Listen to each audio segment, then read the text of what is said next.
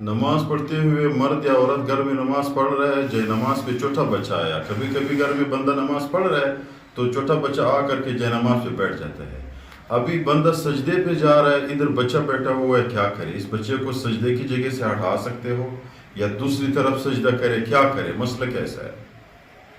مسئلہ بتاتے ہیں. دیکھو، ایک مسئلے کا بنیاد بتاتے ہیں. ایک ہاتھ پہ عمل کرنا، بار بار عمل کرنا، اس کو عمل کثیر کہتے ہیں. مثال کے طور پر کسی نے نماز کے دوران امامہ باندھا، پگڑی باندھی. ایک عورت نے نماز کے دوران ایسے چادر کو ایسا کر دیا، پھر اس کو اوپر ایسا کر دیا دونوں ہاتھوں سے. یہ چیزیں جو ہے یہ عمل کثیر ہے. عمل کثیر کا مطلب یہ ہے کہ دور سے ایک بندہ آپ کو دیکھ لے، اس کے ذہن میں یہ آ جائے کہ یہ نماز نہیں پڑھ رہا ہے، اس کو عمل کثیر کہتے ہیں.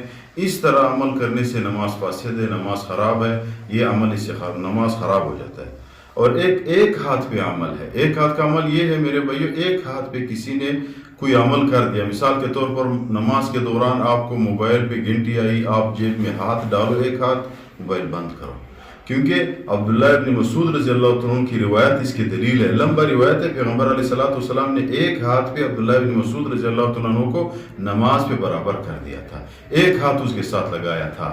تو اس ایک ہاتھ کی وجہ سے بندہ ایک ہاتھ پہ موبائل بند کر سکتا ہے نماز کے دوران.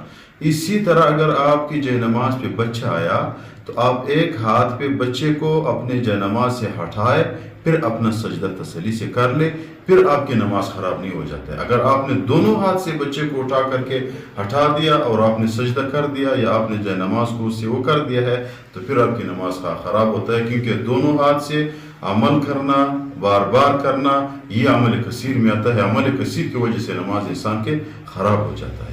آخر میں گزارش کرتے ہیں چینل سبسکرائب کریں تاکہ ہمارے حوصلہ افزائی ہو جائے. آپ لوگوں کا نقصان نہیں ہے. سبسکرائب کریں.